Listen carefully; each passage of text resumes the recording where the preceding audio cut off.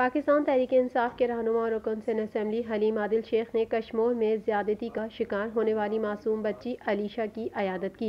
इस मौके पर NICVD में जेर इलाज मासूम बच्ची की वालदा ने निजी अस्पताल में इलाज कराने का मुतालबा कर दिया। उनका कहना था कि NICVD में इलाज से मुतमईन हूँ, लेकिन मुझे डर लग रहा है। माँ होने के नाते चाहती हूँ कि मेरी बच्ची का इलाज मजीद अच्छे अस्पताल में कराया जाए। इलाज तो हो रहा है, बहुत अच्छा हो रहा है, बहुत अच्छा, लेकिन मुझे डर लग रहा है ना सर, यहाँ से ना चली जाए ना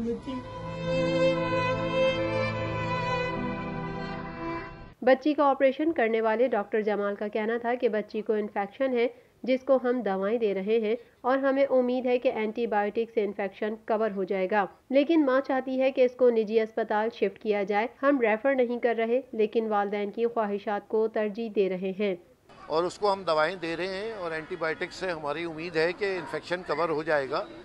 लेकिन जैसे हलीम साहब ने कहा कि माँ की ख्वाहिश ही है, इन्होंने बात की है, माँ चाहती है कि जी उसको वहाँ शिफ्ट किया जाए।